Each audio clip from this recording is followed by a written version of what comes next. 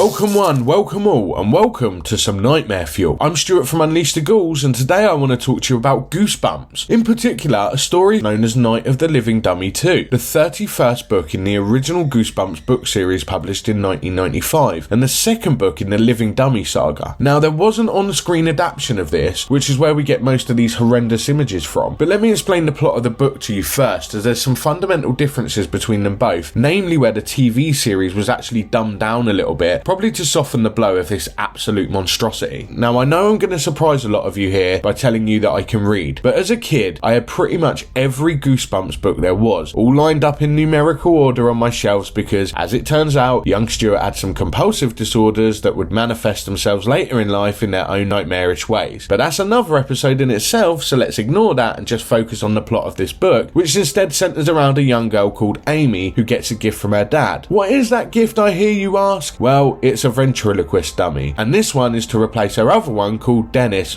Shit name. And Dennis's head just kept falling off, which is why we've got a new one. You know what a shitter name than Dennis is? Slappy. And look at him. That's it. That's the Nightmare Fuel right there. Look at the cover of this book. Who even thought that that was okay to print for children? Now, in the book version, Amy finds a mouldy sandwich in Slappy's head. Yep. You heard me. This was the 90s and things like that were totally realistic. And of course Amy thinks it could be his brain because, well, Amy's clearly a knob. But the dad just throws it away. He doesn't even take a little bite of it. Weirdo. But examining the doll some more, she actually finds a card in his pocket with the words Carol, Mary, Donna, Roma, Molyneux, Carano?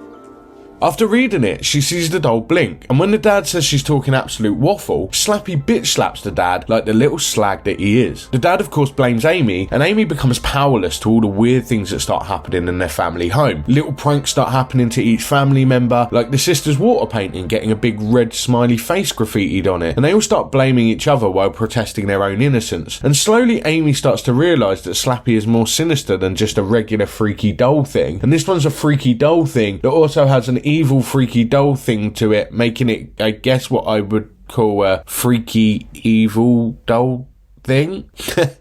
Top review, mate. Eventually Amy wants to perform with her new ventriloquist act, and she does so in her father's restaurant. Now in the TV show she performs at home rather than a restaurant, and Slappy just starts insulting the parents like he's the incarnation of Frankie Boyle or some shit. She tries to tell him it's Slappy just being a flippant little prick. Of course they don't believe her, because who would? Now I'm not going to talk you through absolutely everything Slappy does, but he progressively gets more aggressive. For example, instead of just vandalising one painting, he destroys all of the sister's life's work and destroys her room while he's at it. He does grab a girl's hand at a birthday party and won't let it go, just squeezing it tighter and tighter until the pain makes her cry. Almost a bit like that kid in Brightburn, which, shameless plug, if you haven't watched our Brightburn review, get on it now.